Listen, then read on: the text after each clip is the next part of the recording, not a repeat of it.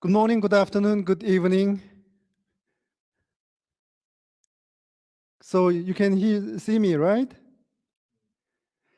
Okay, welcome to the meeting of UNESCO Category 2 Centers in Education on UNESCO's midterm strategy for 2022 to 2029. I'm Jae Jae-hong Kim, Head of the External Relations and Information at Fcu. I'm very honored to become your MC today. And our meeting today aims to gather the UNESCO Category 2 centers in education to share the center's views on the draft 41C4 and exchange ideas on how we can contribute to implementation of 41C4 and adopt the recommendation that has been prepared by the working group, which consists of representatives from the centers. I'm really excited about our meeting today, and I sincerely hope that the next 2 hours will become a very fruitful session for all of us. And before we continue to our next agenda, we have a very, very important session, which is group photo. Yes. I would like to inform you in advance that the picture will be included in our media channel and final report. So please feel free to turn off your camera if you don't want to have your photo taken. So please hold your smile for 3 seconds and the picture will be taken on 3. So are you ready? Ready for a big smile? Okay. 1, 2, 3. Smile. Okay, Maggie, please check the photo. Okay, perfect. Thank you for your cooperation. Okay, thank you very much. And without any delay, I would like to invite Ms. Astrid Gillet, Chief of Education Sector, Executive Office of UNESCO, for her opening remarks. Ms. Gillet, the floor is yours. Thank you very much, and good morning, good afternoon, good evening to all of you, and welcome to this meeting. It's an honor to be with you today, and I'd like to give greetings from our Director, Assistant Director General, Ms. Giannini, who would have liked to be here with you. Fortunately, we have the preparatory group for the Executive Board exactly starting at the same time, so she cannot join you, but she sends her greetings and wishes for a very successful meeting. I think you've chosen a very important topic for the discussions today. The C4 will set the agenda for the next 8 years, and it will inform the next the next 2 4 biennial programs.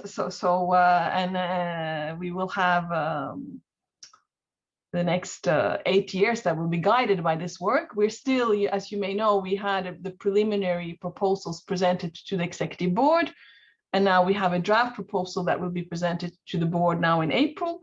But of course, it's very interesting to also now integrate your comments and recommendations, and I look very much forward to hearing from all of you. So I wish you just a very successful meeting, and good luck. Thank you. Over to you, Mr. Kim. Okay, thank you, Ms. Gillet. It's really, really great to have you here today. And next, I would like to invite Dr. Hyunmuk Lim, Director of Fcu, for a opening remarks. Thank you, Jay. Warmest greetings from Fcu, Seoul, Korea. First of all, I would like to thank everybody for participating in this meeting, especially the members of working group who have successfully prepared the draft recommendation for us. And as we will see shortly, the draft recommendation is comprehensive and highly relevant to today's reality, and I hope we will be able to adopt the recommendation today. I also thank the representative of the Assistant Director General of UNESCO, Ms. Astrid Gillette, for your presence today. I appreciate your contribution. As we know, there are 14 Category 2 centers in education, including the youngest one, the Institute of Early Childhood Development in Seychelles. I understand the 2 centers are still in the process of preparing for opening. So actually, there are 12 working centers now in the field of education. Today, I'm very happy that we have 11 centers present at this meeting. So almost all the centers are participating in the meeting now. Colleagues, I think we are at a critical juncture at this moment in several senses. Firstly, we are in the middle of the pandemic, and many countries have already started vaccination, but I understand we have a long way to go before we obtain the so-called herd immunity. So in this global crisis, we have to work together more. Secondly, we have less than 10 years to go before the conclusion of SDGs. As we know, even before the pandemic hit the world, the prospect of achieving SDGs was quite low. But due to this pandemic, our hopes for achieving SDGs are not quite good. So we need to work together more also. And thirdly, UNESCO, as the representative of UNESCO has just said, UNESCO is adopting 8-year medium-term strategy this year, which is exactly overlapping with this remaining years before the end of SDGs. So this medium-term strategy of UNESCO is very important for us, the UNESCO Category 2 centers in education. So the meeting today is taking place in this critical context. So it has a significant meaning for ourselves and also for UNESCO and its member states. And I think the draft recommendation has a number of excellent points, which are crucial not only for UNESCO and its member states, but also ourselves. I'm confident that all of you will be satisfied with the high quality of the content of the recommendation. Of course, we will be looking at the recommendation, the draft shortly, and we will have some time to put the final touch on it. And as I said, I hope we will be able to adopt the recommendation today without many difficulties. This meeting is also meaningful as it gives us an opportunity to understand each other as UNESCO Category 2 centers in education and explore possibilities of collaboration among ourselves. I hope we will be able to meet regularly in the future and exchange information and experiences so that we can make more and better contribution to UNESCO's mission and objectives. So thank you again for your participation and your contribution. We really appreciate all your efforts for this meeting and especially for the draft recommendation. Last but not least, let me thank my colleagues Jay and Maggie for your hard work and valuable contribution. Thank you very much. Thank you, Director. Thank you for your very encouraging message. And also he pointed out the importance of today's meeting. Thank you. Now, with great pleasure, I would like to invite Ms. Astrid Gilet again for her presentation on the draft 41C4 with a focus on education. Ms. Gilet, the floor is yours. Thank you very much again. And may I just start maybe by also introducing my colleague Sohei Lee, who's here with me and who will be attending the meeting throughout and listening carefully with you. And she's helping me with the slides, which I see are already up, so that is perfect. So I've been invited to give some background maybe on and present the current thinking, at least from the Secretariat's point of view, on the medium-term strategy, our C4, so-called C4 document, which covers the period 2022-2029, and which Mr. Lim just mentioned is a crucial period in the sense that it's the last leg, the last decade for the SDG agenda. If you here you see the kind of the mission statement, which is similar to the one in the past. UNESCO will contribute to the building of peace, the eradication of poverty, and sustainable development and intercultural dialogue through education, the science, culture, communication, and information. In a way, our mission remains relevant since the Constitution, and there's the member states, I felt there was not much need to change this, but the idea is that, of course, we will use our comparative advantage to try to address the big issues of the big contemporary challenges of today. If we look at our functions, there are just 5 functions that have remained, and the first one relates to laboratory of ideas, and the idea is that UNESCO will serve as a laboratory of ideas, generating innovative proposals and policy advice in its field of competences.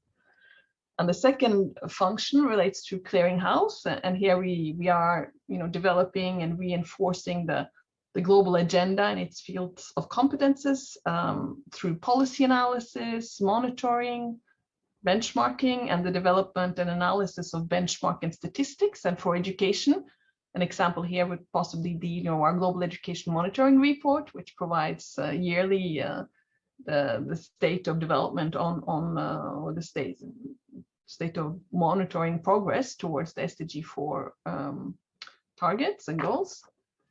And the third function relates to the standard setting, and our function we have we set norms and standards in the fields of competences and support their implementation. We have several conventions, recommendations. We work very much on the right to education.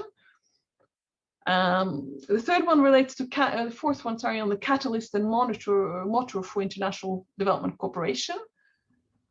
We try to strengthen international regional cooperation in its field of competences, and UNESCO fosters alliances, intellectual and financial and technical cooperation, knowledge sharing.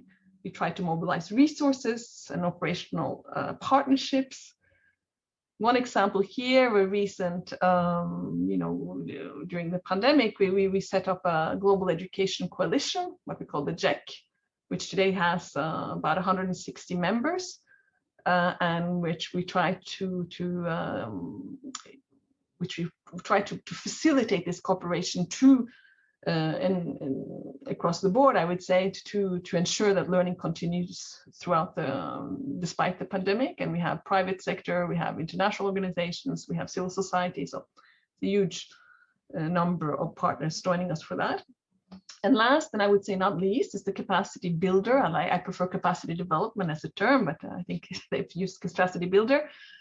We are about, we provide policy advice for development, we provide technical assistance, and we try to develop institutional and human capacities. And without, I think, this function, UNESCO would not be so relevant. So it's important to, this is where most of our extra budgetary funding is used, so to support countries at country level for this. I think it's important to then also recognize that the strengthening of synergies between the functions and between three levels of actions. You have the global level of action, the regional, and the country. And throughout the functions, we try to create a link between these three levels. If I can give you one example, if we take standard settings at national level, we use the experience and the lessons learned drawn from field experience to set international standards. At the same time, we try to have our operational activities at country level guided by this coherent normative frameworks. So it's important to see how the three levels cut across the five functions.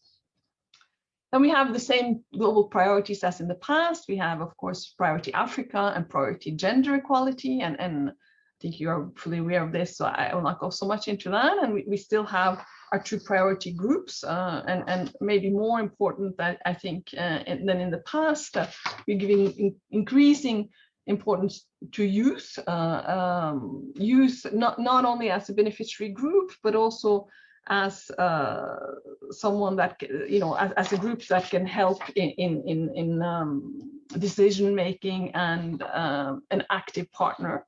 And of course, we also focusing a lot on SID, the small island developing states, which have specific vulnerabilities, in particular resulting from disasters and the impact of climate change. And we are trying to pursue the Samoa pathway to support these countries in overcoming these specific challenges. So I think we can go to the next slide, please. Thank you. So here we will see a little bit the results framework of our C4. At the top level, you have what we call strategic objectives, and there are 4 strategic objectives. The first one, strongly focused on education. It's about ensuring quality and equitable, inclusive education and promote lifelong learning opportunities for all. So very much linked to SDG 4, of course. But you will also see it's also about reducing inequalities. We put that more, giving more emphasis to that, promoting learning and creative societies, particularly in the digital area. And here you see that we have tried in this C4 to maybe mix a bit more, make the strategic objectives a little bit more intersectoral than in the past, which were very much focused on each of the sectors. And now we have increased the intersectorality because it's also a way to address better the SDG 4, the SDG agenda, which, as you know, are quite cross-cutting in nature. And it makes UNESCO also, the relevance of UNESCO is, of course, its intersectoral dimensions. If not, we would have only been a standalone education organization or a standalone cultural organization. But the fact that we have all education, science, culture, communication is our strength. So we're trying to build up on that more than in the past, I would say. And I think we did it in the past too, but maybe it wasn't so visible in our strategic results framework. So the second objective, as you see, it's mostly focused on science, but here too you will see at the end there's also a reference to heritage and natural heritage. So there will be several sectors contributing to this strategic objective as well.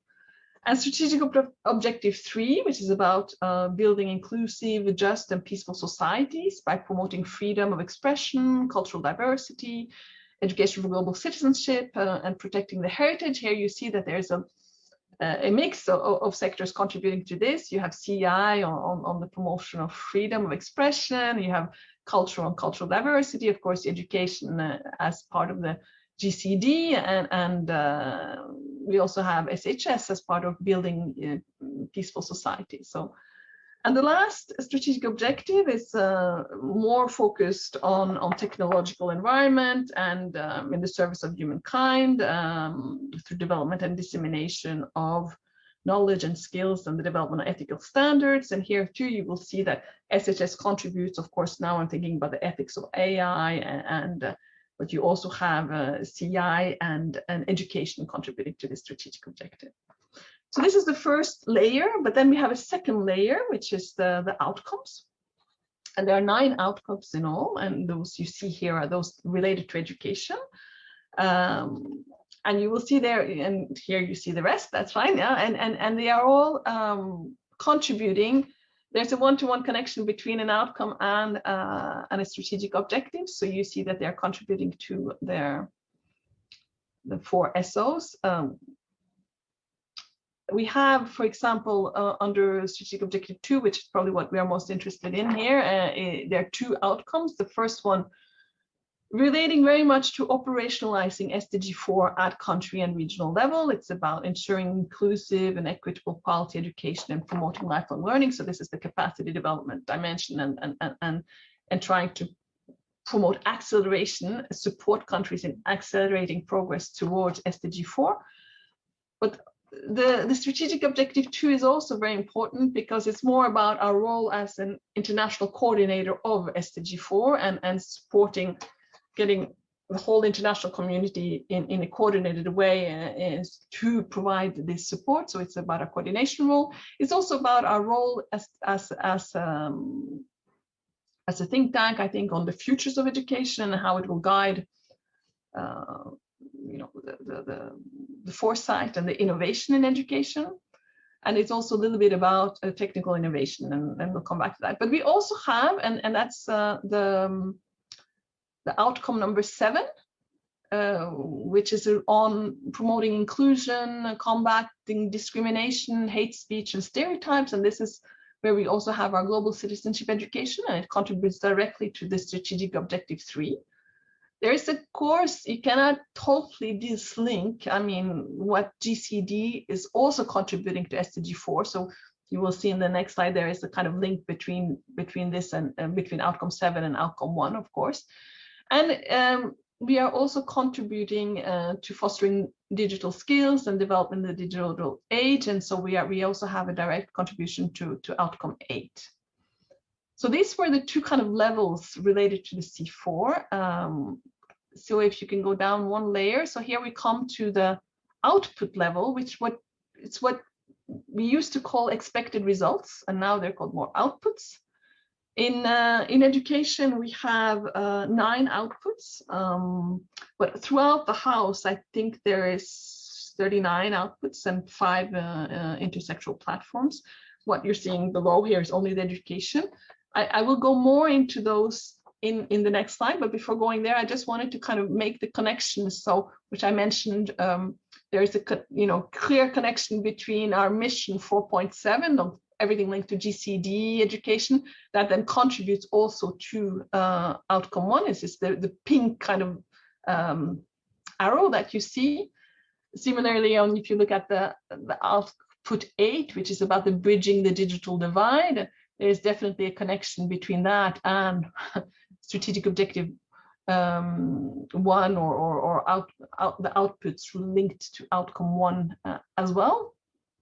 So those are the 2 pink lines that go from the left to from the right to the left, right?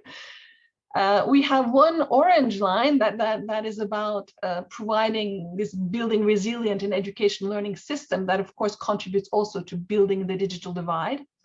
And we have, we also contribute to, there's a connection definitely between education and culture, which you are seeing in the blue line.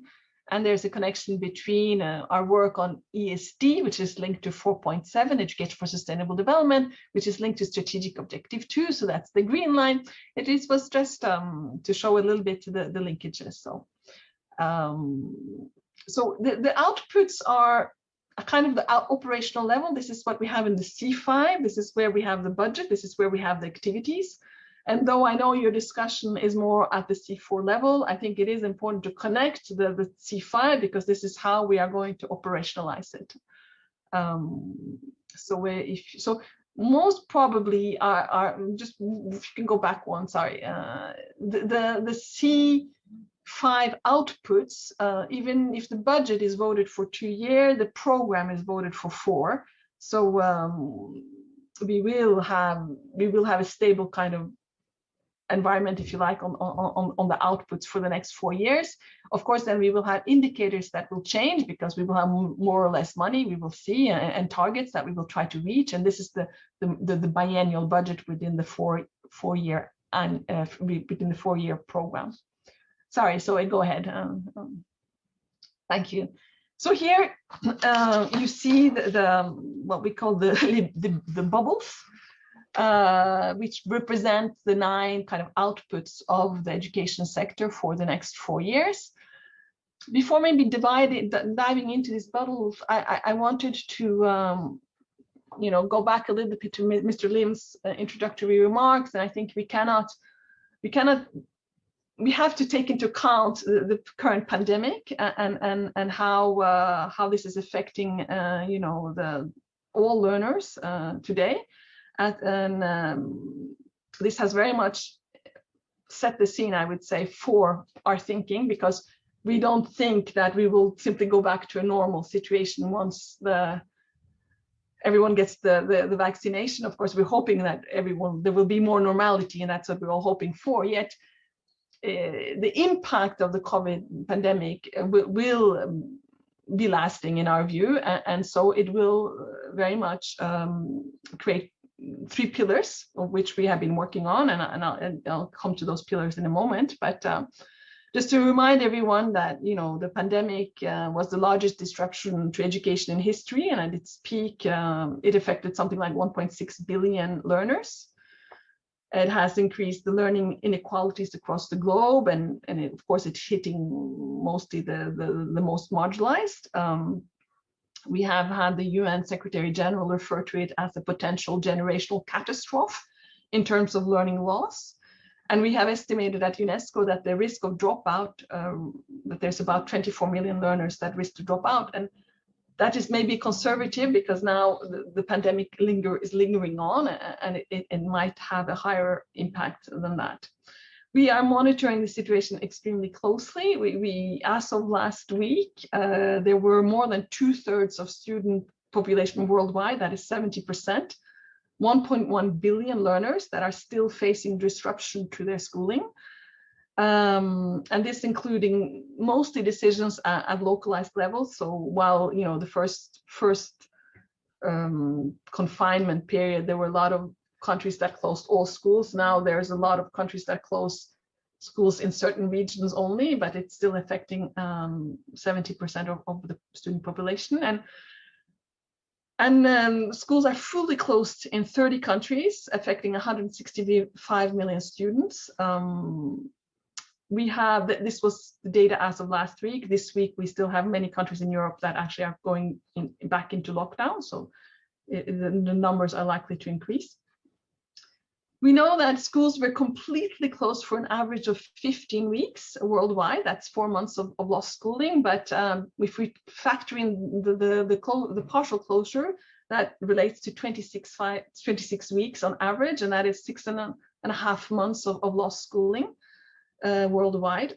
So this means that the first priority is still one of recovery, okay? And it's about reopening schools safely, addressing inequalities, supporting those that are at risk of dropping out, particularly girls, and ensuring remedial actions such as catch-up classes, and also protecting education budgets. And that's what we've been doing mostly the last 6 months. We've been working a lot on that. But it's also the moment to start building resilience. And this is resilience to education for future shocks. This is a lot about digital transformation, about mainstreaming technology, and empowering the use of the technology. So here we are trying to see how governments, but public and private partners also can step up the action to extend connectivity and electrification, because of course that's a major problem in many parts of the world, developing quality digital learning contents and support teachers to master remote and hybrid learning. So, and finally, the kind of third pillar is about reimagining and transforming education systems to provide learners with the knowledge and skills and values to create more sustainable, just and healthy and peaceful futures, I would say. And this is about responding to climate change and to the stakes of the green and digital economy and combating disinformation and hate speech. So the pillars of recovery, resilience, and reimagination will very much guide our program for the next quadrennium. Now, the 9 outputs that you have here have therefore been designed with this in mind, and you will see they're color coded. So you have 3 work streams. You have starting with the first one, which is about well, first of all, we're trying to put learners at the center. So and that's why we have, it's the core, and of course that idea is put across all our work streams. But the first work stream, and what we have here in reddish, is about dedicated to supporting countries ensure universal access to quality education and gender equality in and through education. So the first output focuses on inclusion and the right to education, and it also this is also about crisis affected contexts. And the second one is more directly linked to priority gender and transformative education, for including to empower women and girls who's have been disadvantaged in the pandemic. The second work stream are the yeah, sorry to interrupt. Yes. Could you please make it quick and wrap up your presentation? Yes, yeah. Sure. Thank you. Thank you for your cooperation. I think I will. Maybe I don't need even to go into further. Then I mean, the next ones are more about the green one is about transforming education, mission 4.7, where we put education for sustainable development, global citizenship education, and the third one is more about the skills development. So we have TVET, literacy, but we've also put higher education here. So it's about investing in human potential. And the 2 last kind of purple bubbles are about supporting teachers, which remain very much our top priority, and investing in leveraging technology for learning. And the outer circle is more the system. So it's about coordination of SDG 4, about establishing partnerships. It's about building resilience in education systems through policy advice. This is what we call sector-wide policy and planning. And the third one is about reimagining the future of education and learning. And I will not go into the last slide, which is just, but maybe so I can just show it and you can have the PowerPoint. This is just the 5 intersectoral programs that have been developed and which cut across the 9 buttons that we just mentioned. So thank you very much for your attention, and sorry for having been a bit long. Thank you, Ms. Jarlett. Thank you for very informative presentations. Now we will hear the presentations from the Category 2 centers in education regarding their respective recommendations on draft 41C4, and we will do it in alphabetical order. And as UpSeU starts with the letter A, so we will take the honor to begin. And please note that I strongly recommend you to make a presentation within 5 minutes. And please kindly understand if I interrupt during your presentation for a timekeeping when time's up. And our staff Maggie will run your PPT slide. So please say next if you would like to move on to the next slide. Okay, let's start with UpSeU. Okay. Someone raise your hands. Okay. Okay, let's start with presentation of Director Lim of UpSeU. Thank you, Jay. Good morning again. Greetings again. I'd like to talk about our institution, APCEIU, Asia Pacific Center of Education for International Understanding. We are established in the year 2000. Our mission is to promote global citizenship education, GCED, and also education for international understanding. We are working closely with UNESCO headquarters and also UNESCO Asia Pacific regional office in Bangkok and UNESCO member states and other partners. our focus is on the Asia Pacific region, but nowadays, recently, we are expanding the scope of our activities. So we are also working in the Arab region and Africa, and also in Latin America. Our main activities are research and policy development and capacity building for educators. Each year we host a series of training workshops for educators and also education policymakers and also youth leaders. And these training workshops are very famous among the educators in the Asia Pacific region. So the applications are too many to accommodate all for us. So yes, and material development and information dissemination and partnership and networking. Next, please. Our recommendations on 41C4. Firstly, of course, we are focusing on GCED, and first recommendation is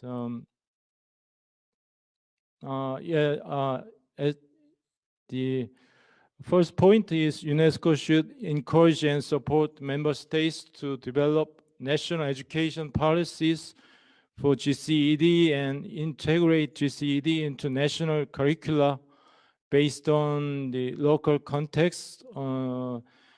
These recommendations are based on the thinking that the indicators for SDG 4.7 have the 4 dimensions: education policy, curriculum, teacher education, and student assessment. So the second point is about the capacity building for teachers. And the UNESCO should support the member states in developing and strengthening the capacity of teachers and adult education practitioners with regard to GCED. Next, please. And the third point is about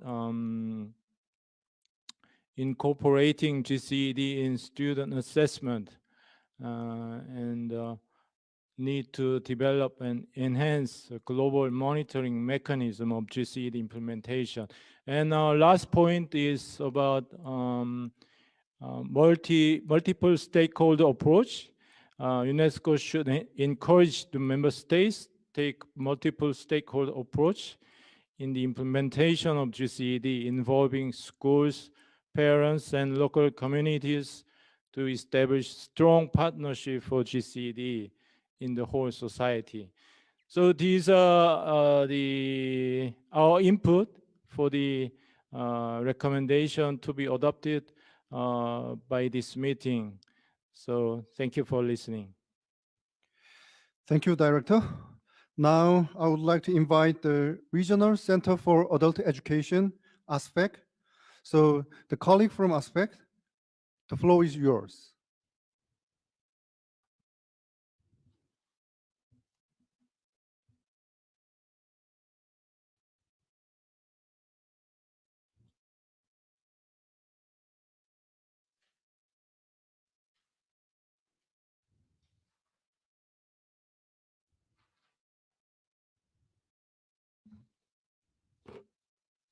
Miss Gada?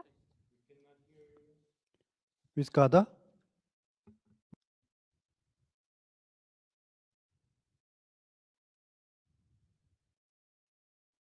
Yes. Oh, okay. Okay, sorry. Thank you. Good morning, ladies and gentlemen. My name is Ghada, representative of the Regional Center for Adult Education, ASPEC in Egypt. It gives me great pleasure to be with you today on behalf of Dr. Ashraf Al-Garhi. He apologizes for not attending today because of traveling to Dubai. appreciating all the efforts done to organize this meeting. Many thanks for all organizers and all participants, especially FCU and all Category 2 centers. The Regional Center is a leading regional adult learning center and an innovative hub providing services in capacity building, undertaking research and sharing relevant knowledge and the programs with other institutions on national, regional, and international levels. The center seeks to be a hub in developing the programs and the policies of adult education and the lifelong learning, institutionalizing non-formal education, supporting institutions working in the field of adult education to assure its quality, to contribute to the education and empowerment of poor and marginalized communities, building the capacities of human cadres, activating a creative initiative in the field of adult education and the lifelong learning, locally, regionally, and internationally, and documenting cooperation with international organizations interested in adult education. Next, please. According to the recommendations of ASPEC, UNESCO should encourage the member states to upgrade their respective adult education programs to be more flexible, inclusive, supportive, and adaptive to the current challenges and the urgent needs of digitizing curricula. In particular, adult education programs should be directed to prepare learners with the knowledge and practical skills to adapt and innovate under various challenges, challenging circumstances, and reflect the needs of the times. UNESCO should support the member states to develop or strengthen the policy to ensure adult learners, particularly those from vulnerable socioeconomic backgrounds, can continue and complete their education. Next. Recognizing the current status and implications of the technological gap among different age groups, UNESCO should encourage the member states to improve adult learners' access and skills, particularly older adults related to technology. UNESCO should encourage the member states to entrust the university institutions in preparing adult educators in addition to the training programs that have been offered to university graduates and or education workforce with qualifications. Thank you. Thank you very much. Next, we will have a presentation from Early Childhood Development Regional Center, ECDRC. So a colleague from ECDRC, the floor is yours. Good morning, everybody. Good morning, Kafah. This is the building of our center. It's in the capital of Syria and Damascus. It's open. Yes, next, please.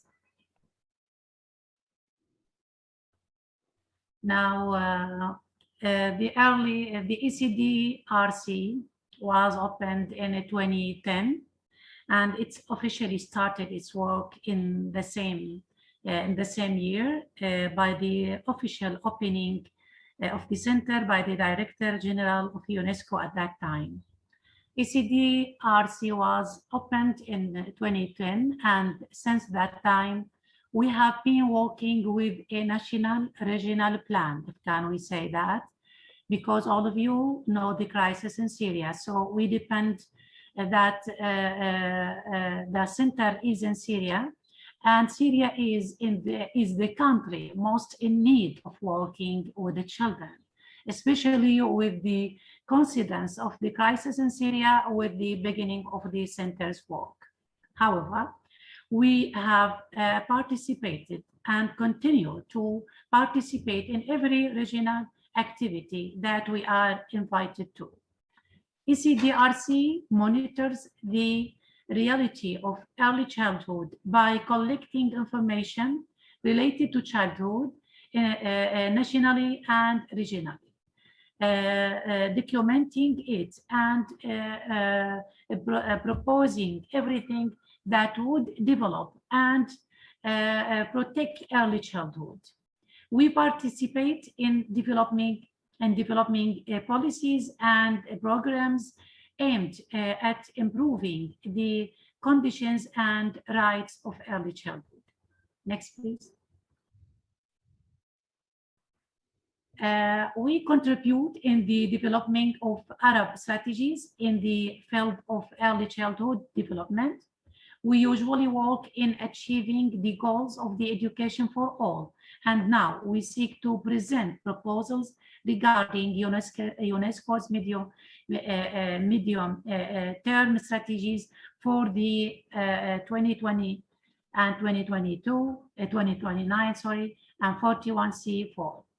We are working to improve the quality of the kindergarten's curriculum in line with the characteristics of early childhood development and with the educational developments.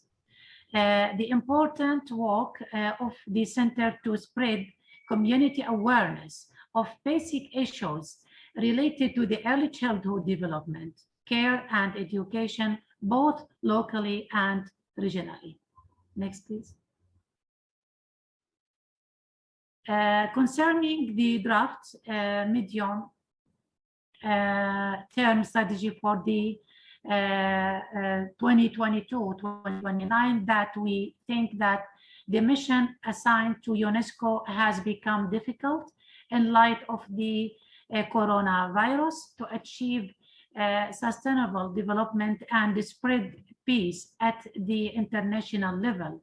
And we think they should help the member states of the organization to implement the 2030 Sustainable Development Plan and to achieve sustainable development goals in these difficult circumstances.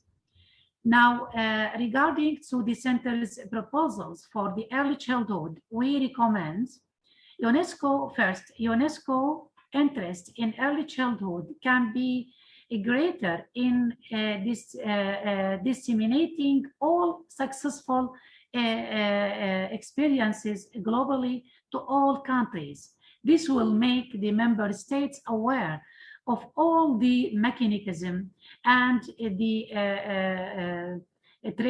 tentative plans to face any crisis that country may face. We think this can be happen through dialogues, meetings, and various activities with specialists in childhood.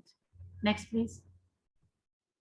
UNESCO should assist and support member states in legislations and laws that contribute to the protection of children, especially in countries suffering from wars and economic crises, because the children are the most affected. UNESCO should contribute to develop the training mechanism and capacity buildings for caregivers of children, because we are aware that childhood targeted training is different from any other training and should be done after monitoring the needs. Also, we think that UNESCO should find the appropriate mechanism and programs to protect children from satellite channels that contribute to promoting violence and aggression. This, I think it's very important for all the Arab children. Now, UNESCO should assist the member states in supporting childhood programs from 0 to 3 years old. This stage from the early childhood is very important to be taken care from the UNESCO and from all the member states.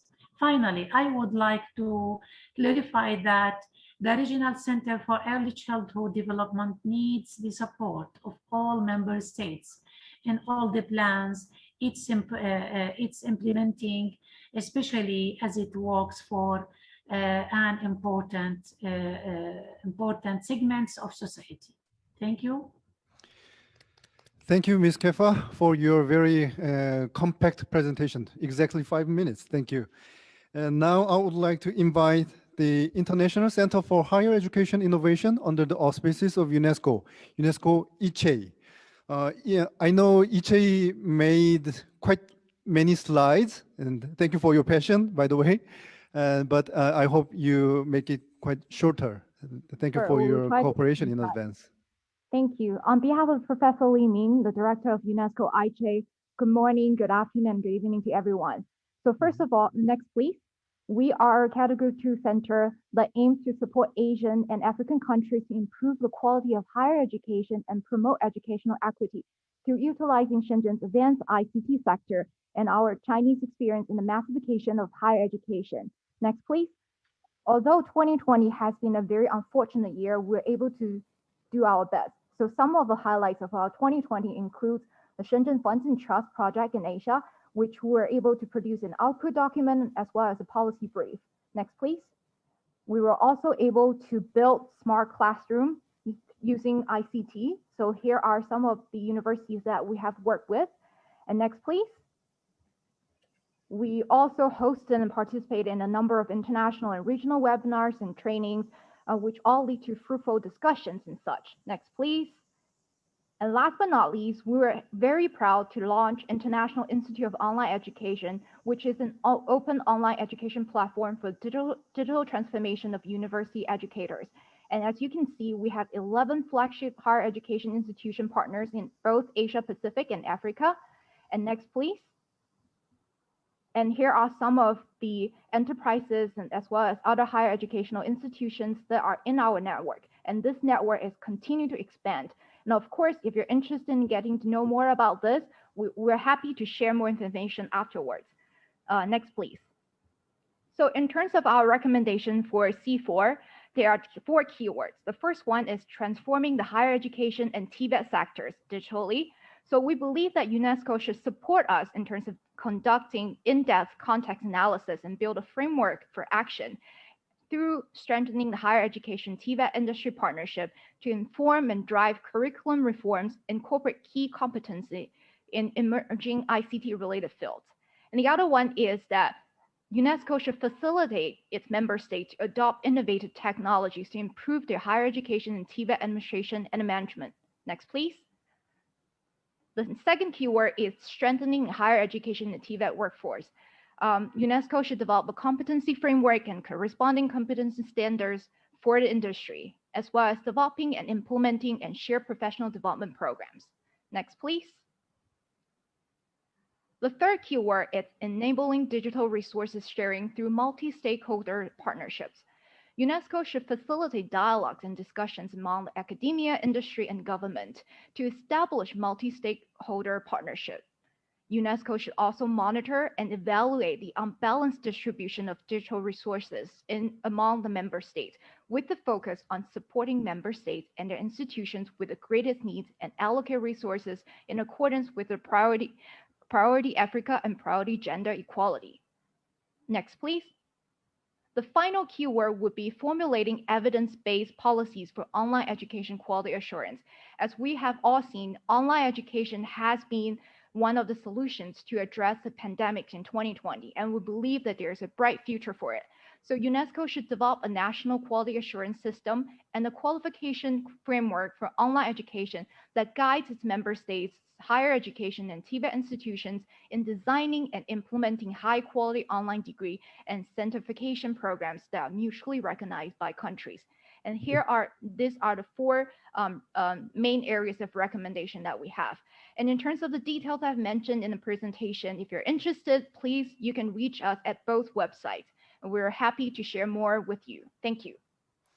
Wow, thank you very much for your very informative presentation. Now, next, we will have a presentation from the Institute of Early Childhood Development, IECD. So, colleague from IECD, the floor is yours.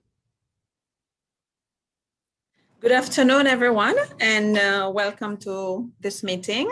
On behalf of my team and myself, we would like to thank the Category 2 centers and the center in Seoul for organizing this. And we're very happy to be part of the team and to contribute towards the mid-term strategy of UNESCO. Next. Just before we present our recommendations, we just want to talk a bit about Seychelles, because we know that we are a very tiny island in the Indian Ocean. People do not necessarily know where we are. So we on the east coast of Africa, and Seychelles comprise of a group of 115 islands, and we have a population just under 100,000 people, and we considered as a high-income country.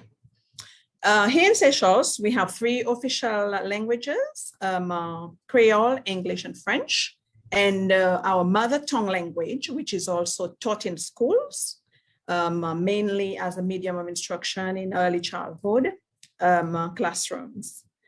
The mainstay of our economy is mainly tourism and fisheries, and we also having offshore financial services as one of the pillars of the economy.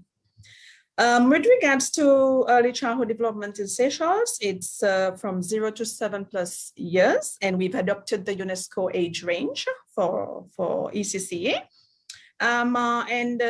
During these 7 years, the focus is on maternal, child, and school health program, which include parents from conception to birth. Also, we have childminding services in the homes and in the centers up to 4 years old. And after that, they join the preschool, be it private or creche in the primary school until 5.5 years old. And the early childhood also is extended to primary 1 and primary 2. And these are mainly publicly provided, and it is compulsory for all children. We have established a robust and resilient ECC system in Seychelles, and we have participation of all relevant sectors in ECC, meaning education, health, social, and local government. And also we have participation of NGOs in some programs. And as you will perhaps know, that Seychelles has been ranked 67th and is the 2nd highest score in Africa for the Human Development Index. Next. Now zeroing on the Institute of Early Childhood Development. It is a legal institution established in 2014. Under the parent Ministry of Education. We are described as the institutional anchor for early childhood development in the country. And our main mandate is to provide coordination, leadership, strategic direction in ECC, advise government on policy issues, programs relating to ECC. Our vision is for all Seychellois children enjoying quality early childhood care and education through shared commitment of all partners.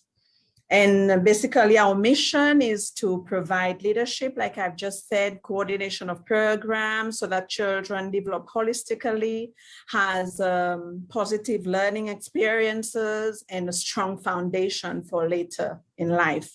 And our functions include regulatory, coordination, research, advisory, advocacy, and promotion. And also we've included a few photos here. We've been designed as the best practice hub in 2017. And we are a very new Category 2 center, and this was designated by the UNESCO General Assembly in 2019. Next. Our recommendations are in 2 categories. We have 5 recommendations grouped in inclusive education and early childhood care and education. So for inclusive education, we all know that with this pandemic, it has impacted on global efforts for us to attain the 2030 Sustainable Development Goals. So we're proposing that with limited accessibility, we propose that UNESCO adopt and integrate information and communication technology into their respective education system in a timely manner to ensure learners of all age groups with diverse socioeconomic backgrounds backgrounds have equal opportunity to continue their education. And whilst women and girls should be given special attention, UNESCO should consider shifting the language used within this strategy surrounding quality education for women and girls to include inclusive education. With regards to ECC, briefly, UNESCO is recommended to generate a standard definition for the term quality early childhood care and education. And with this, identify the elements that member states need to have in place to ensure quality ECC. UNESCO should assist the member state in developing the legal framework for policies in ECC, because we feel that this is very important when we're going to develop a system, a resilient system for ECC. And finally, you consider developing a global strategy for training and capacity building for ECC member state to address limited formal training and needs of continuous professional development for teachers and other professionals. And building capacity building strategy should also include curriculum development, training for professionals for effective implementation and monitoring and evaluation of ECC. So that's our recommendations from the Seychelles, and we're very happy to be part of the team. Thank you. Thank you very much. Now, I would like to invite the Institute for Educational Planning and Administration, IEPA. So, colleague from IEPA, the floor is yours. Thank you very much. And on behalf of the management and staff of IEPA, the Institute for Educational Planning and Administration, I would like to thank you for the opportunity, and especially thank our colleagues in Seoul for their leadership in the entire process. It's good morning from Ghana. We recognize the time differences in the various regions. It could be good afternoon and good evening, depending on where you are. So IEPA, next slide, please. Next slide, go ahead. Next slide, yes. So IEPA was established in the mid-1970s through a collaboration, a partnership among UNESCO, UNDP, and the government of Ghana with two clear mandates. The first one was for IEPA to build and strengthen capacity of educational leaders in planning and administration, and then to inform educational policy planning and implementation through research. Next slide, please.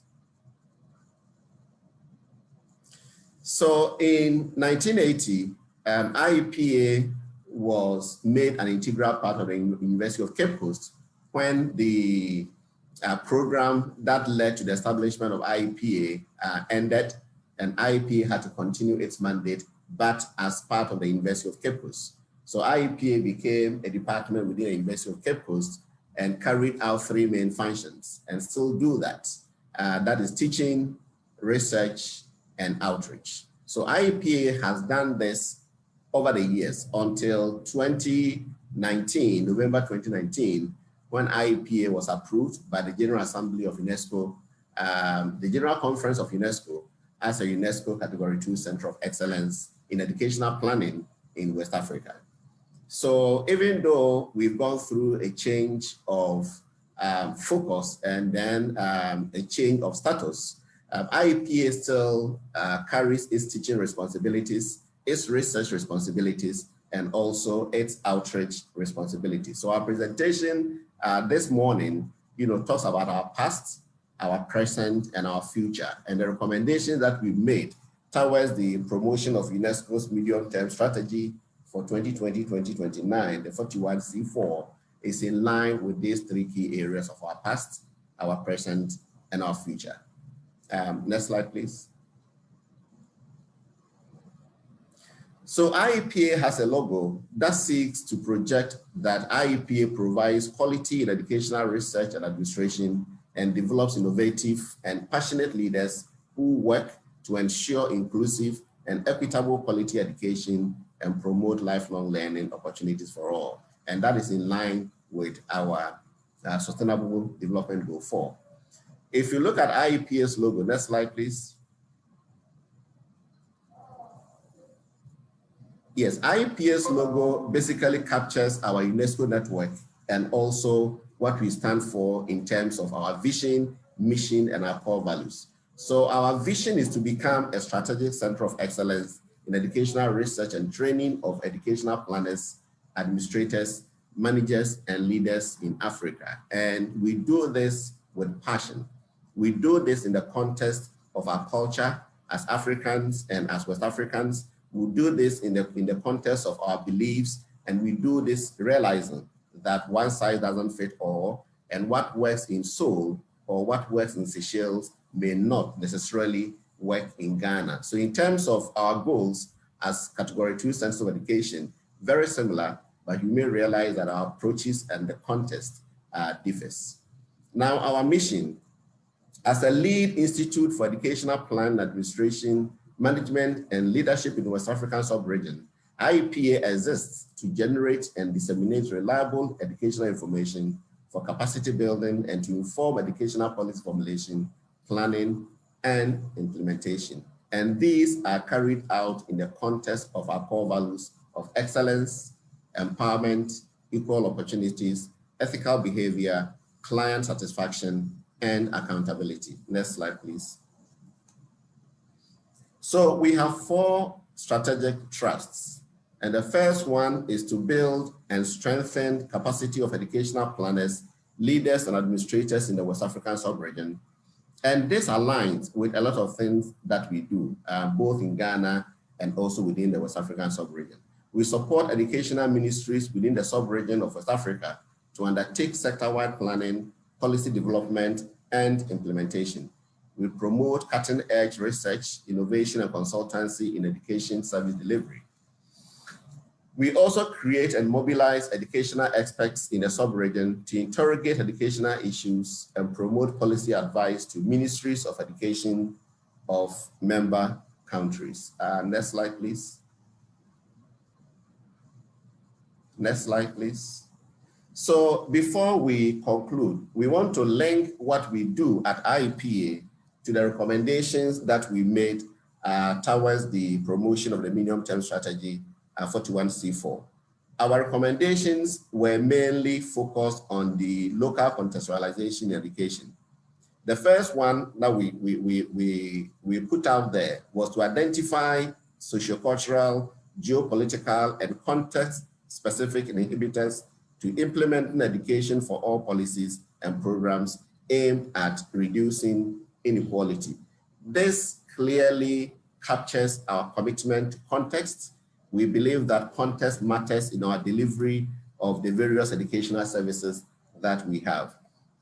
So our recommendations were captured in the final draft on items 30 and 31. And 31 is to encourage member states to promote indigenous knowledge sharing culture through deliberate curriculum reform planning, design, and implementation in education. We also believe in the importance of indigenous knowledge, informal knowledge, and these are very common and peculiar to many African countries. And we believe that focusing in the West African sub-region, we must promote the development of indigenous culture among our clientele.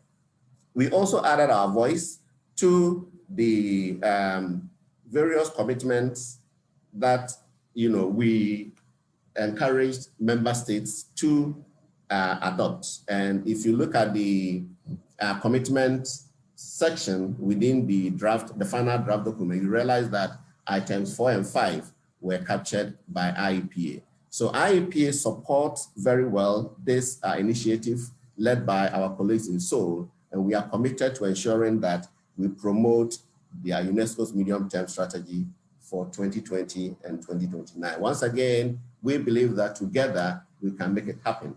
IEPA believes in partnership, and this relates to our theme for the year, Building Bridges, Relationships Matter. So let us continue to build bridges, and we believe that if we're able to do this effectively and efficiently, we'll be serving the world, and the world will become a better place for all of us. Thank you very much.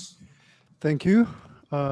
Now we have 5 more centers. So next we will have a presentation from the International Model Language Institute, IMLI. So colleague from IMLI, please. Respected Director of Fcu, heads and representative of the Category 2 institutes, members of the working group and the organizers of the meeting of UNESCO Category 2 Centers in Education on UNESCO's midterm strategy 2020 to 2029. Greetings from International Mother Language Institute, Dhaka, Bangladesh. Next. International Mother Language Institute is a research institute situated in Dhaka, Bangladesh. It is dedicated to promotion, preservation, and standardization of mother languages of the world. In this connection, the institute also aspires to promote mother tongue-based education, developing education system to foster quality, lifelong learning opportunities for all, fostering creativity and the diversity of cultural expression, and promoting and transmitting heritage. Next. Recommendations of International Mother Language Institute on UNESCO midterm strategy for 2020 to 2029. Recommendation 1, UNESCO should provide attention to educators in low-income and COVID-19 affected contexts as professionals as well as individuals. Recommendation 2, UNESCO should encourage and support member states to create professional development opportunities that encourage teachers' collaboration using online and offline platforms. Next. Recommendation 3, UNESCO should encourage and support member states to include programs to enhance preparedness for pandemic and global warming issues in their curriculum. Recommendation 4, UNESCO should encourage the member states and other related organizations to put special attention in ensuring the education, continuation, and physical and mental health of learners, particularly young learners who lose their parents, caregivers during the pandemic or other emergencies. Thank you. Thank you all. Thank you very much. Now, I would like to invite the International Research and Training Center for Rural Education, INRURED. So, colleague from INRURED, the floor is yours. All right, thank you. So good afternoon, everyone. This is greetings from Beijing. And please allow me to do the presentation on behalf of Professor Zheng Xiaodong and INRURED. And we're really happy to be a part of the working group. And we'd like to thank our organizer and other Category 2 centers. And I'll start with a brief introduction of INRURED. The next one, please. Thank you. So the International Research and Training Center for Rural Education was actually jointly founded by the Chinese government and UNESCO in 1994. I moved to Beijing Normal University from Baoding, Hebei Province in 2008. And our mission is to promote socioeconomic development in rural areas by bringing about positive changes in the thinking and behaviors of rural people who make up the majority of population in developing countries, especially in China, and to achieve the goals of the Education 2030 SDG 4. The next one, please.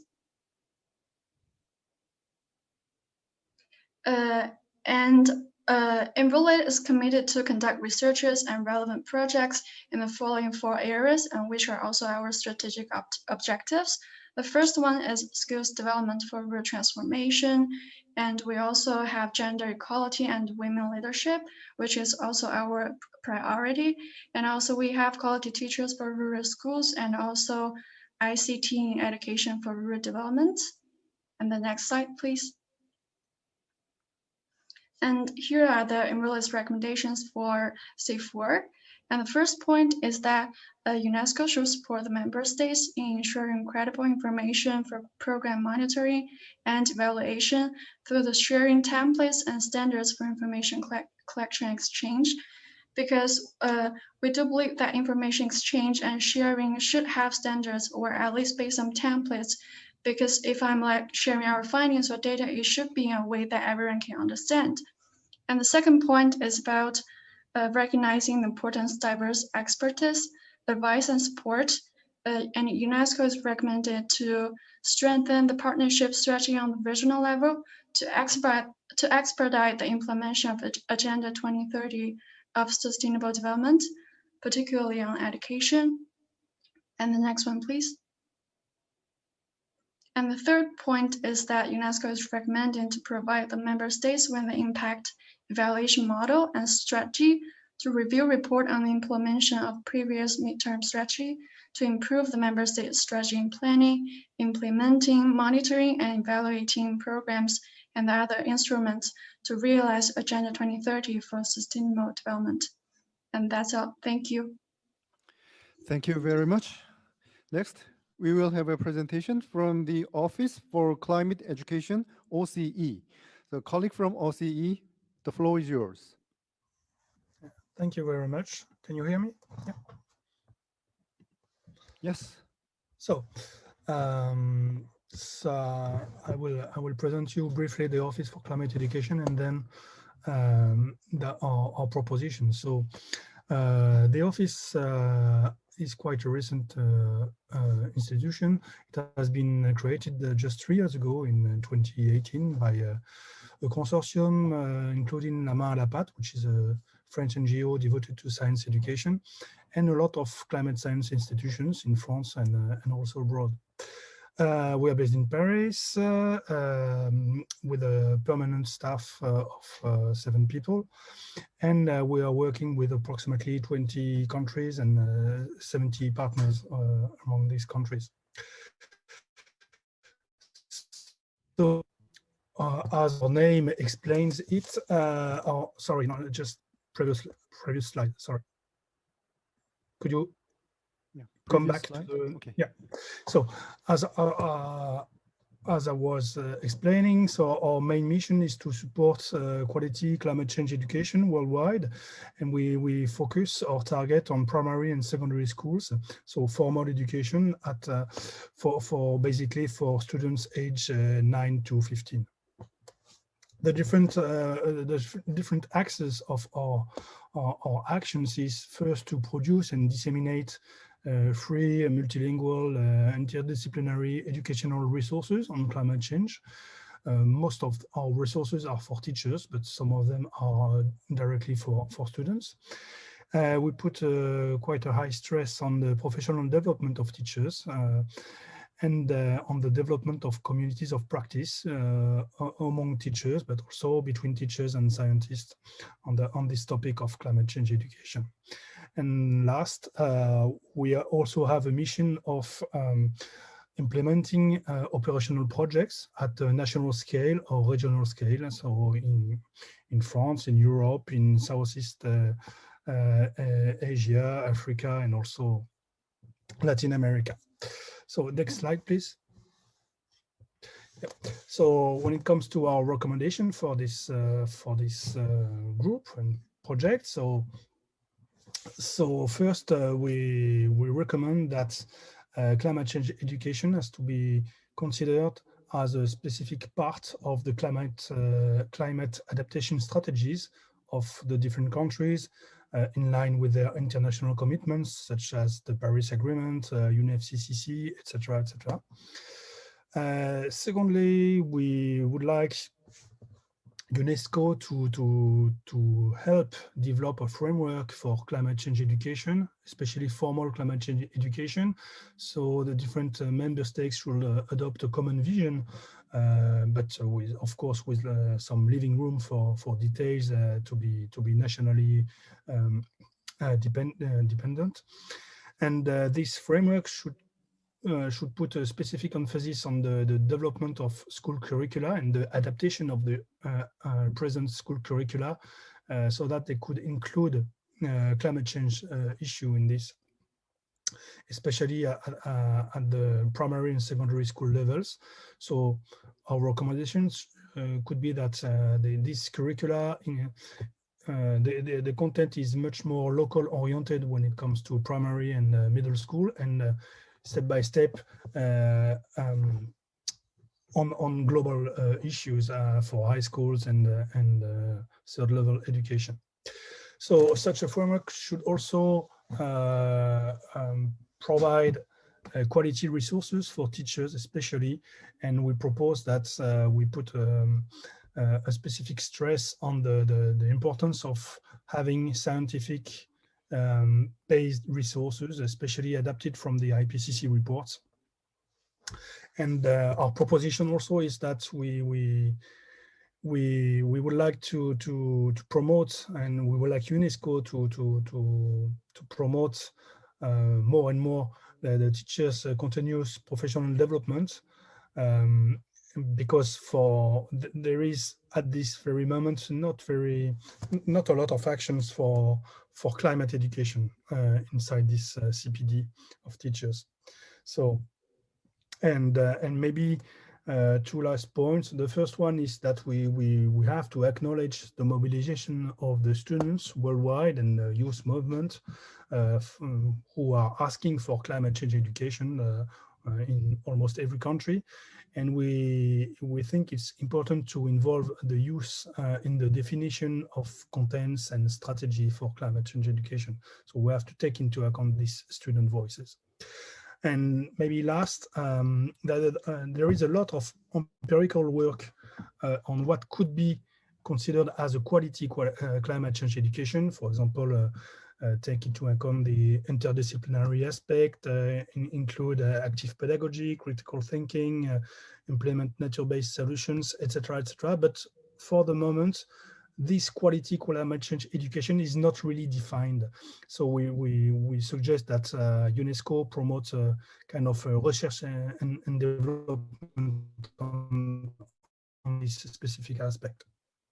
And that's all. Thank you very much. Now, I would like to invite the Regional Center for Educational Planning, RCEP. Colleague from RCEP, the floor is yours.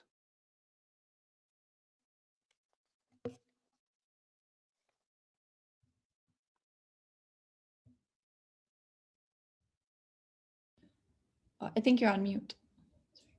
Okay. Can you,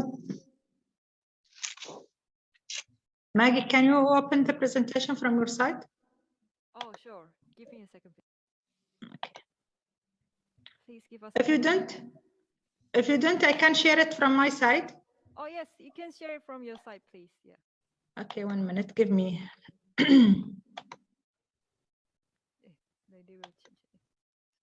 Okay. Okay.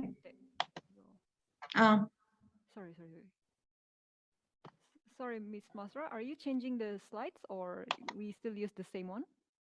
No, I will change it. I will share it from my side. Okay. Then we will stop the screen sharing. Can you turn it? Okay, thank you. Yep, you can start sharing your screen now. Yep. Okay.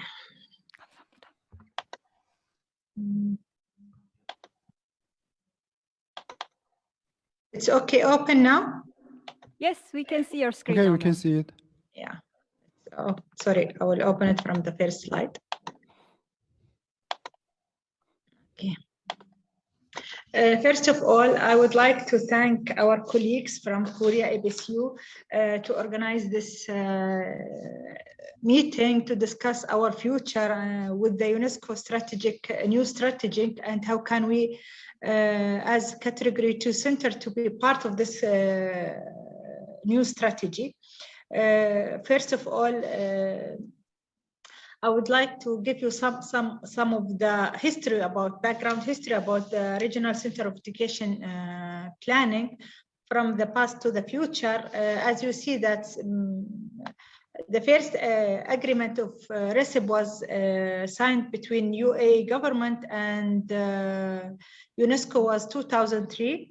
And the official opening of RCEP was 2007, and then from that we start to work, and until now we have 3, maybe 4 agreement to renewal from 2003 to 2018. The last agreement was 2018, and it will be working until 2024. For that, we put our vision to be a regional entry with a global vision in education with the partner of our strategic partner.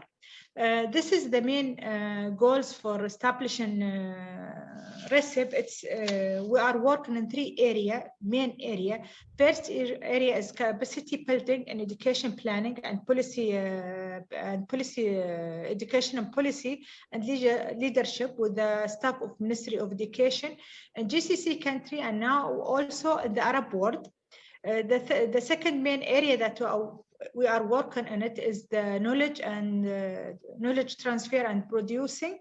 We are working on producing knowledge and transfer knowledge to our countries in the area of education planning, or the issue that's related to the education planning and education reform and development. Also, we are working with our partner in Arab worlds to work to support our country in SDG 4 implementation. Yesterday, we had a meeting with GCC country and some of our partners to discuss their need and what they are need for after the COVID-19 happened on their. Then what we have as a strategic map, we have our vision is to build outstanding capacity in education in Arab and GCC country. Our mission is to lead the quality and innovation planning to support the future of education in Arab and GCC country. Our strategic input is RCEP agreement. For this strategic, and this is strategic, we built it after the last renewal for the agreement, and it will be end by this year 2021, and we are working also now in the new strategic of RCEP. RCEP agreement, strategy of UNESCO category 2 center, UNESCO education sister, strategy education 23 framework and global education drivers, and at the same time also the ministries of education in the Arab world we analyze this, and we are put to them as an input of our strategy. From that input, we have 5 strategic goals. We have development institute capacity in the field of education planning. It's cover our first area, the capacity development. Also produce and dissemination of knowledge and supporting of education, and it cover also the third area, the second area. Also deepen partnership with the relevant instituted and organization at the national and regional and international level. Here in RCEP, we are convinced that the better you have partnership, the better you are and the effect you are, and you will reach more audience to your program. Also provide technical support for SDG 4. We have this as a strategic goal, raise and the institutional efficacy of RCEP. This is our 5th goals. For that, we have the development of and building capacity. We have produced knowledge, and as I told you, I support the country in education SDG 4. This is our strategic initiative themes. And this slide, you will have our vision. Also, you have our strategic initiative. We have 6 strategic initiative. It is, first of all, competence in education planning and policies, knowledge production, knowledge dissemination together towards education 23, partnership for education development, and strengthen RCEP human and institutional capacity.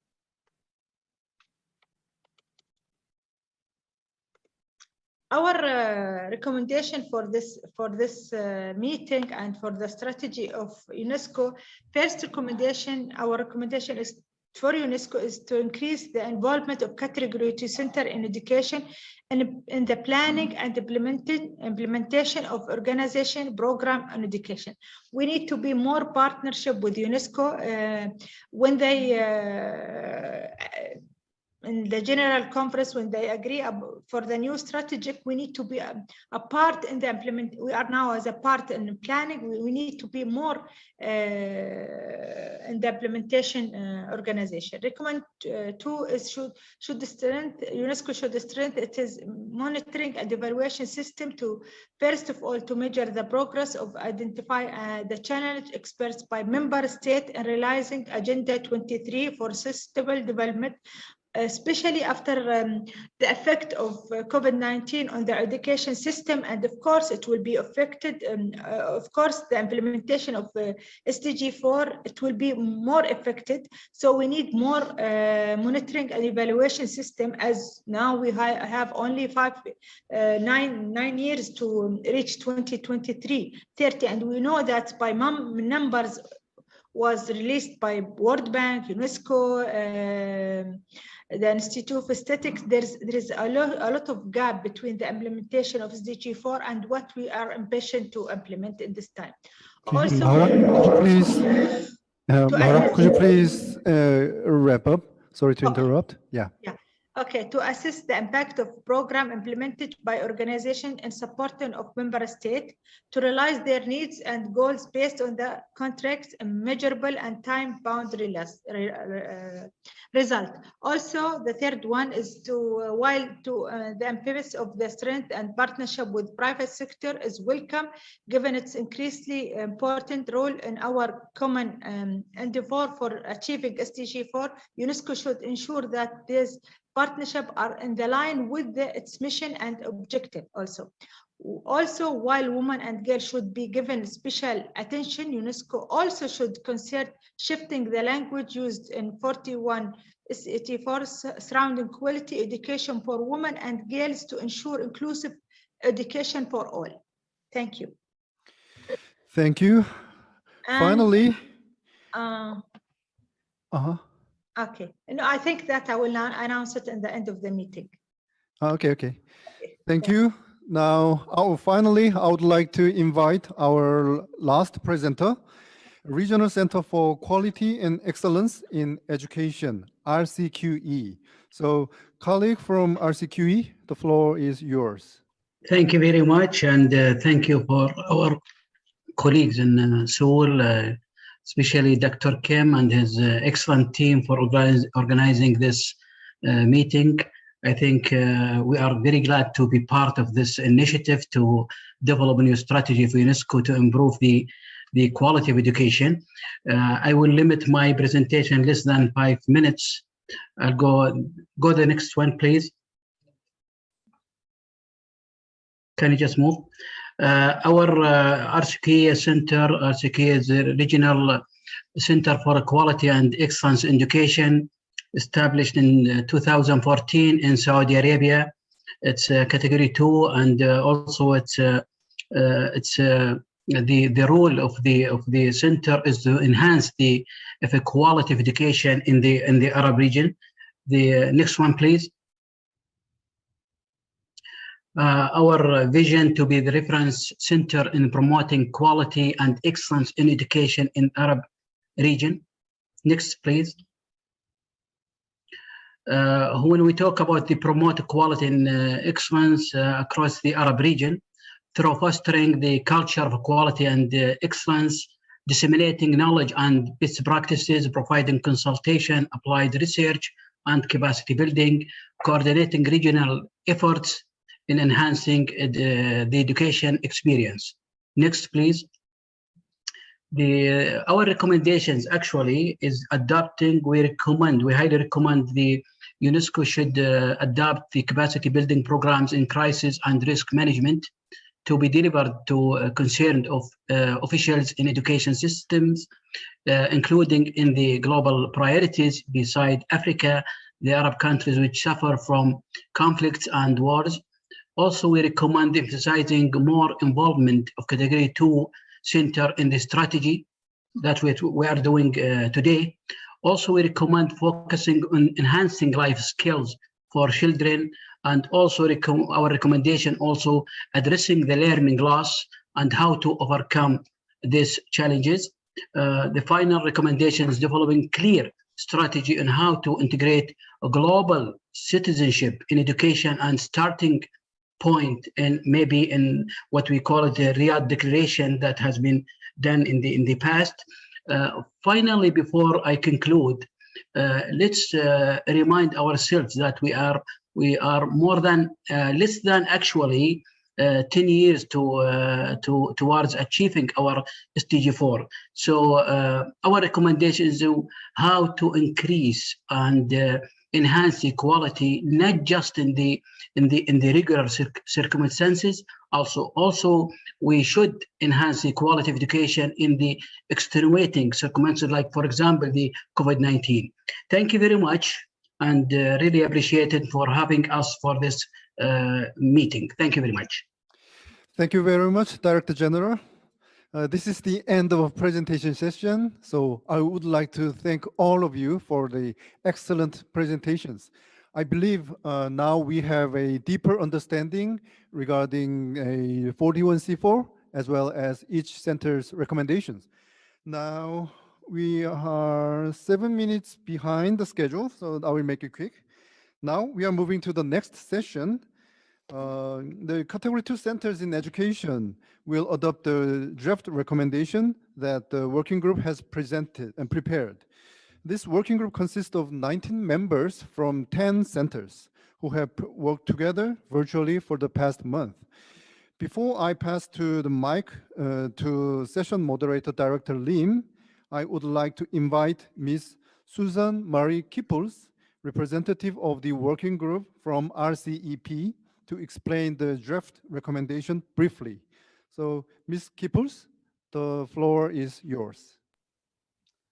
Thank you so much. I'd like to start by thanking APCIU for taking the lead on this working group, as well as the members of the working group whose efforts ultimately led to the creation of the Category 2 draft recommendations that were being discussed today. So in order to share a brief overview of the working group, I will quickly talk about the working group members, which has kind of been talked about already, then outline the approach we took, and finally share a few of the key areas in our recommendations. So the working group was comprised of Category 2 centers from around the world, as you know, who we just heard from, with all the working group members are shown here in the following slides. And as noted earlier, in total, there were 19 members that represented 10 Category 2 centers. So we were initially convened by APCIU, who sent the invites and made sure that all the participants had a copy of Unesco's upcoming midterm strategy to review. We then met virtually twice and prepared the document through the online platform Google Documents. In the first meeting, we agreed upon the review and recommendation process. After that, each center shared the recommendations in that shared document. In the second meeting, we went through the common recommendations and the structure put in place by APCIU to make it a cohesive document. Following that meeting, the working group members were able to review all the updates that were made before it was shared with all the participants in the meeting that we're having today. So for a quick overview of what's included in the draft recommendations, I won't go into too much detail because everyone's already seen a copy of the document. So the recommendation document is divided into two parts. Part 1 includes all the recommendations from Category 2 centers in education, and it includes areas such as inclusive education, early childhood care and education, higher education and TVET, education in emergencies, partnerships, and monitoring and evaluation, among others. So the second part of the document contains a commitment to the implementation of 41C4 from Category 2 centers. Among other things, it expresses Category 2 centers' commitment to supporting UNESCO, the member states, and other partner organizations with their expertise and capacities. With that, I will say thank you again to APCIU, as well as the working group members, and hand the discussion back over. Thank you, Ms. Kippels. Now, I would like to pass the mic to Director Lim. Director Lim, could you please lead the discussion? Thank you, Jay. First of all, I would like to thank Susan Marie Kippels for the introduction of the draft recommendation, which has been prepared by the working group. I thank the working group for the hard work. As you see, the draft recommendation covers the broad range of topics in education, from early childhood care and development through Tibet, higher education, and also some specific topics such as global citizenship education, climate change education, and also some other issues, funding, partnership, monitoring, and evaluation. And on top of that, this recommendation is very special as it includes some points about our commitment from Category 2 centers themselves to contribute to the implementation of 41C4. Well, I believe you have already seen this document, draft recommendation, and I would like everyone to join the discussion for the final adoption of this recommendation. So I will invite anyone who wishes to speak or make suggestion or make any comments about this draft recommendation to raise your hand and turn on your audio and speak. Yes, please. Ms. Kefah Al-Hadad. Yes, please, go ahead. Yeah, first, at the end, really, we thank you for this important meeting for the Category 2 centers. We are really in need for this meeting.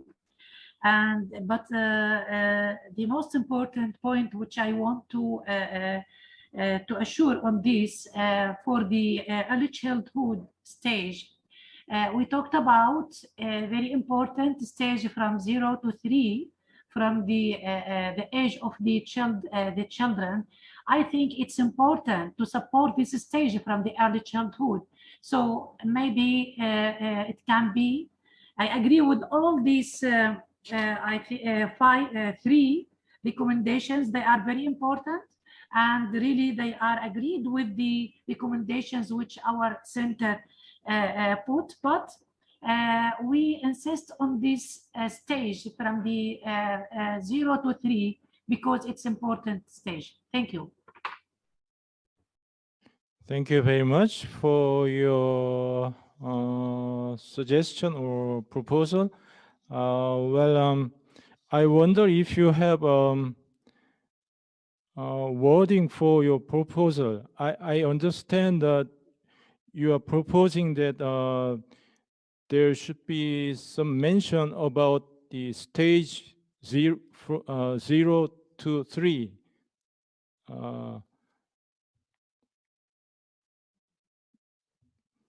Be included somewhere in paragraph 3, 4, or 5.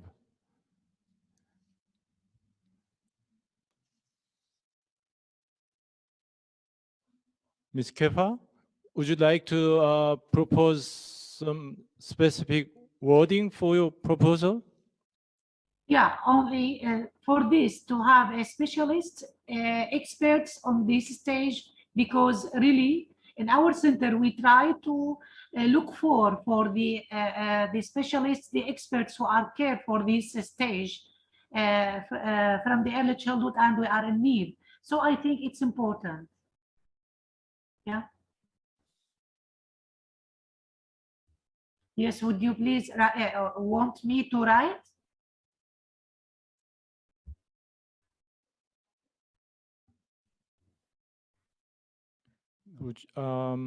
Ms. Kefah, would you Yeah, like to share with us your proposal by using the chat box? You can Would you like to share with us your proposal? I mean, would you like to give us some concrete wording for your proposal? You can type in chat box. Chat box, yes, okay. Okay. All right. So while we are waiting for the proposal from the ECDRC. So let me see if there is any other comments or suggestion. Please. I think you can say some congratulatory remarks or any other comments for this draft recommendation. Are you all satisfied with this draft recommendation? No reaction?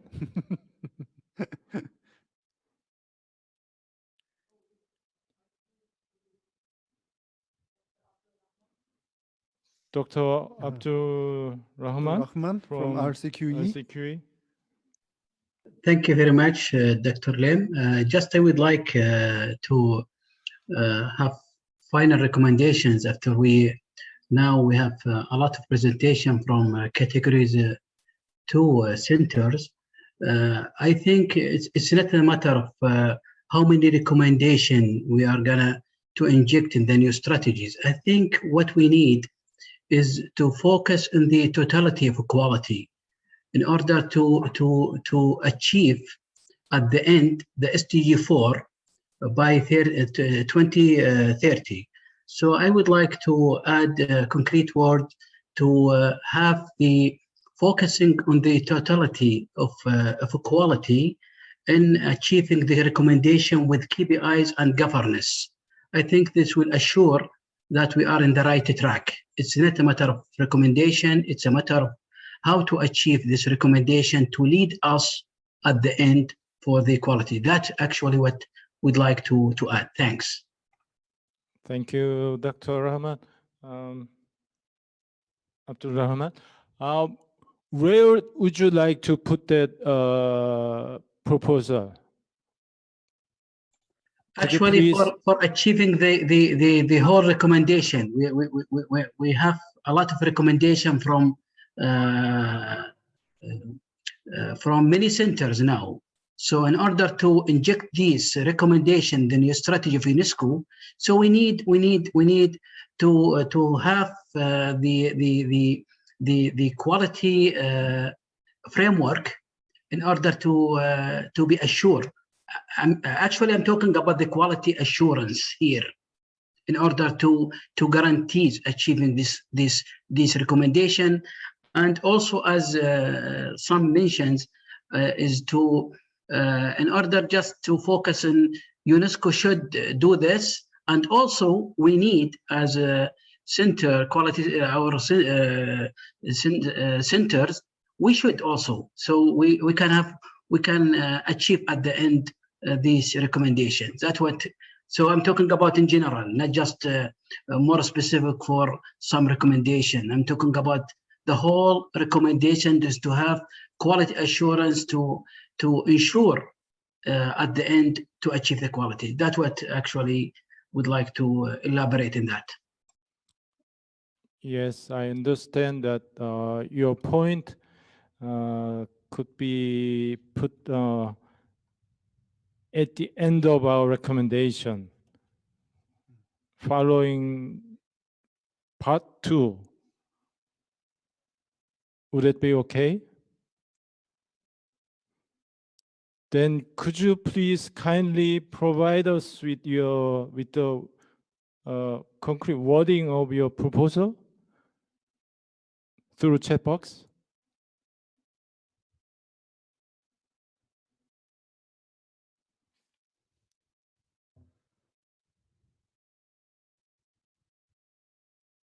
Okay. Yes, thank you. So far we have two proposals, one from ECDRC and the other one from RCQE. Thank you very much for your contribution. And who else? Any other comment or suggestion? No? No more? Okay, thank you. Then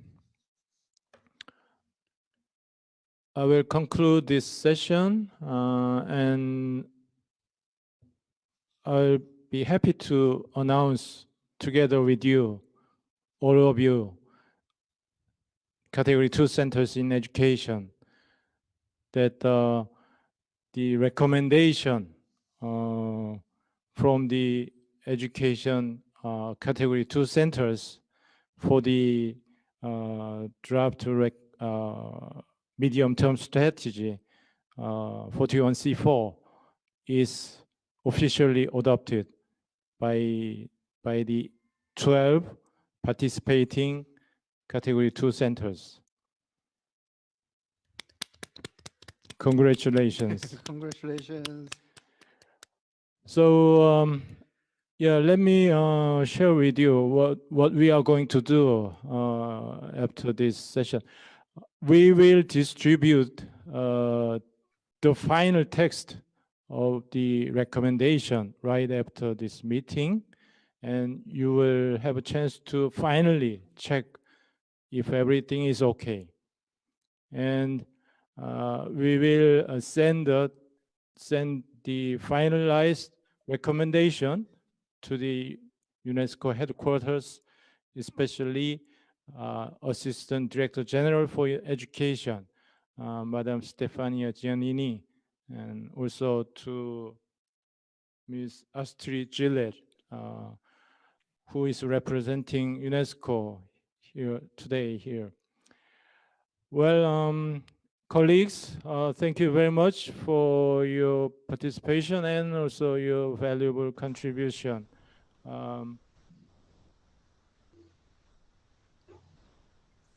Okay. Mahra? So you'd like to say something? Yeah.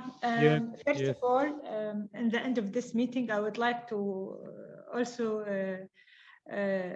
again to thanks FSU for the meeting, and at the same time, I would like if we can discuss, because of all of the members there, the meeting that usually Category 2 center have it each year, and the last one it was in I think in Egypt.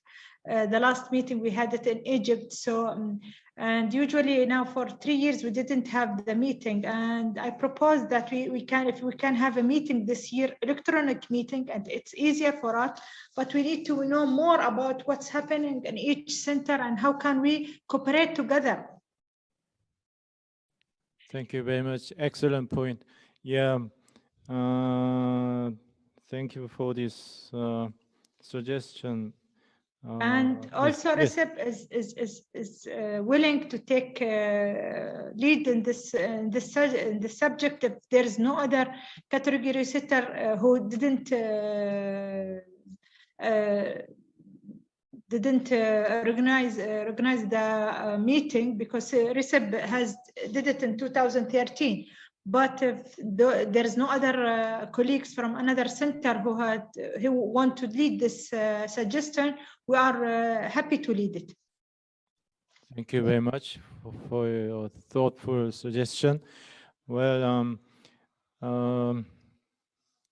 actually, we are going. Yeah, I was going to propose that we have this kind of discussion about our cooperation among ourselves.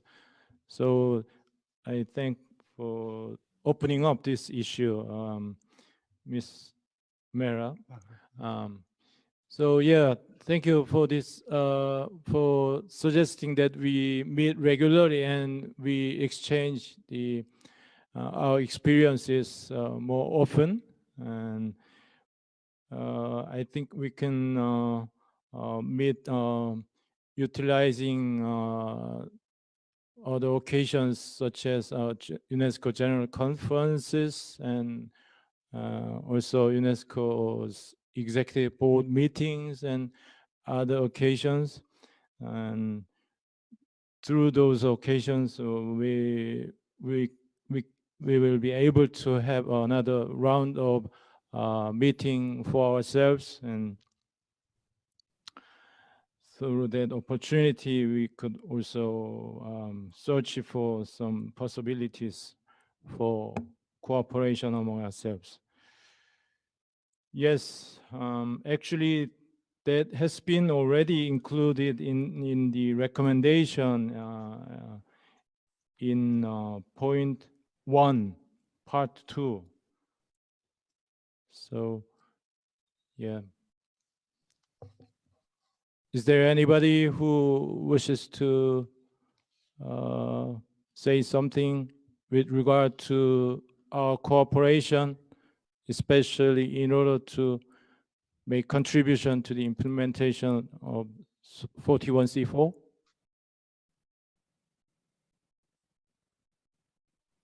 Yes. We want to thank all, and we also agree with Mrs. Mohra, because really we are in need to recognize the new established category 2 centers. So thank you for all. Really, we are for us in our center, we are glad to participate in these distinguished meetings with all our colleagues. Thank you for all. Thank you very much. Thank you very much. Yes, David. Go ahead, please. Yeah, I wanted also to thank you all for your participation to this good work, and just wanted to inform you that the OCE will probably plan to build an operational program for climate change education in Africa for the next years, and so we may look for good partners to participate with us to this kind of program. So of course, we would be happy to work with some of you if you are interested. So for the moment, the project is just at, it's not even at the beginning of the project. We are just thinking of launching something. So we are looking for partners. So please do not hesitate to contact me if you want to discuss this. Thank you very much, David, for sharing this information. Yeah, I think there should be some centers which are interested in your project. Okay, I think yes. ICEP? ICDC, yes, please. Good afternoon from Seychelles. On behalf of the Seychelles team, we would like to say thank you to Korea for organizing this very wonderful online meeting. I think from the beginning we have been cooperating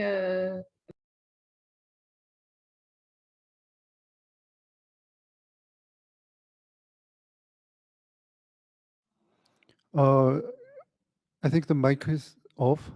We cannot hear you.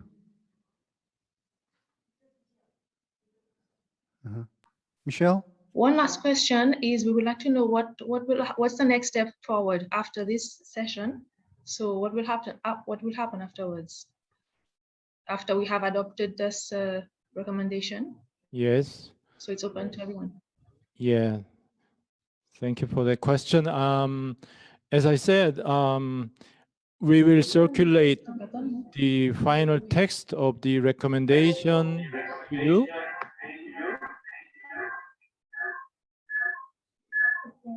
Would you please turn off your audio? Please turn off your audio. Okay, we will circulate the final text to you, and so that you can examine or check if everything is okay, and then we will send the final document, final recommendation to UNESCO. UNESCO headquarters, especially to Madam ADG for Education, and also to Ms. Astrid Gillette, who is representing UNESCO here at this meeting. So that's the next step. And of course, after that, we will, I hope, we will be able to meet again and regularly. Maybe, hopefully, at the UNESCO General Conference later this year. And of course, if there is any center who wishes to host this meeting, then we can meet again at the invitation of that center. So it's up to you.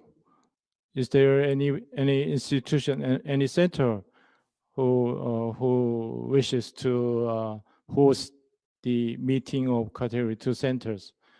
That would be great.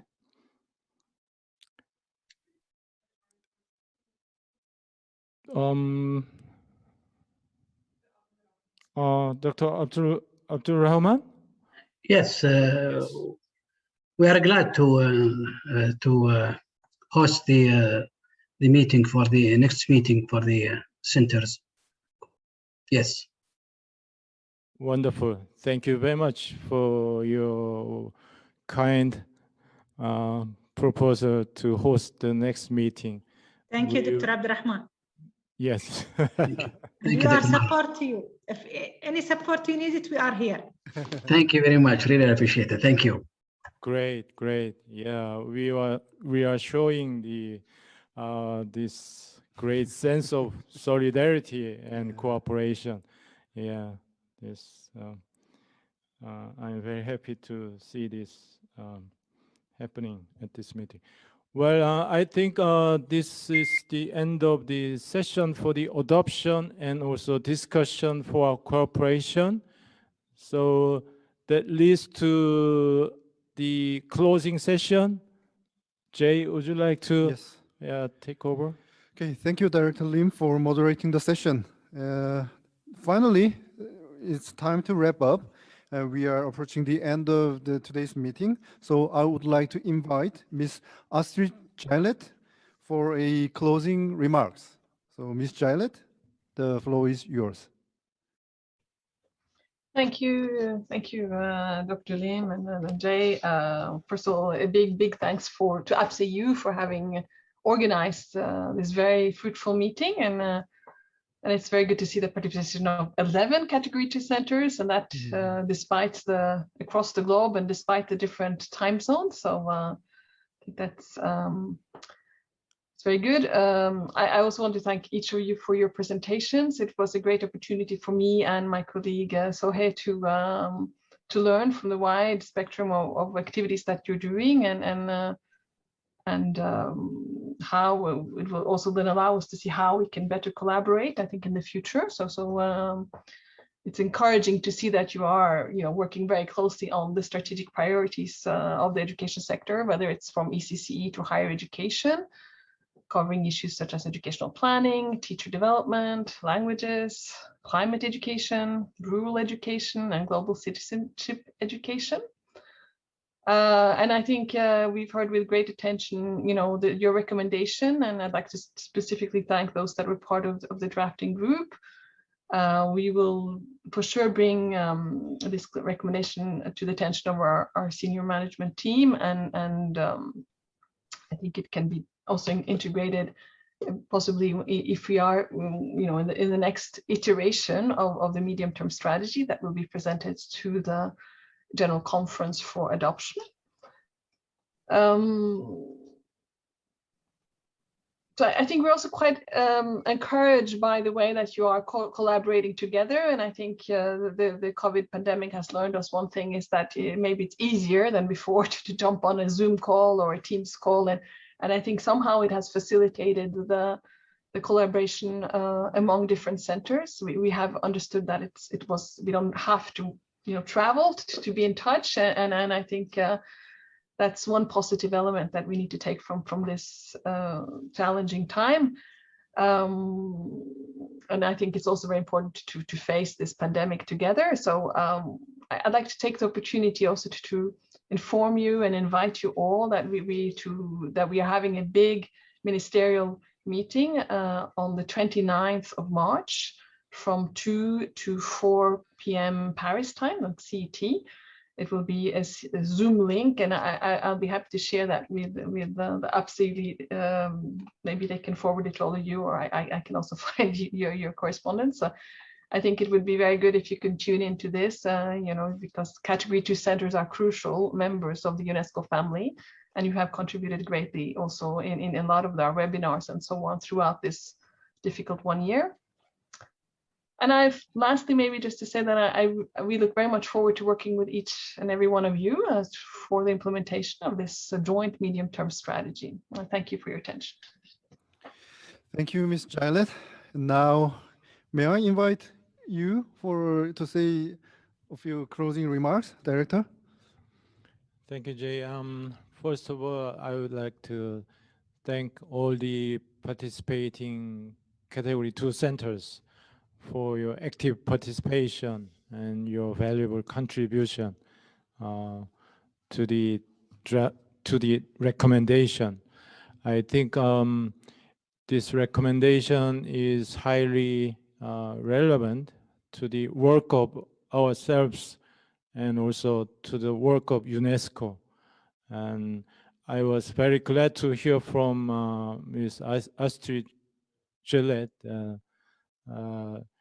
that this recommendation will be sent to the senior colleagues at the UNESCO headquarters. I hope our contribution, our recommendation will be useful, will be helpful for the final reflection or final preparation for this crucial, critical document. Well, this meeting has come to a conclusion, and I am very happy that we have successfully made this result. I mean the recommendation, and also we have agreed to meet regularly, and I especially appreciate the invitation proposal made by Dr. Abdulrahman to host the next meeting for Category 2 centers in education. As you all mentioned, in these times of difficulties and challenges, we need more solidarity and cooperation. And as Category 2 centers in education of UNESCO, I think we can produce more results and more valuable, meaningful impact if we work together, if we collaborate more closely. So in this spirit, I hope we can continue, we can keep this momentum, and we can work together as UNESCO Category 2 centers to make more meaningful contribution to UNESCO's objectives, and especially the 41C4 and of course the next C5. Thank you very much again. and let me mention the efforts made by colleagues Jay and Maggie for this meeting, and also for the preparing for the recommendation. Thank you all, and I hope to see you again soon. Thank you very much. Thank you. Thank you, Director. Finally, we reached the end of the meeting today. So I thank all of you for staying until the end of the meeting, despite the big time differences. Also, I would like to thank you for cooperation in developing draft recommendation. We really enjoyed the process. So I hope to meet you again, soon again, and please keep safe and stay healthy. Thank you very much.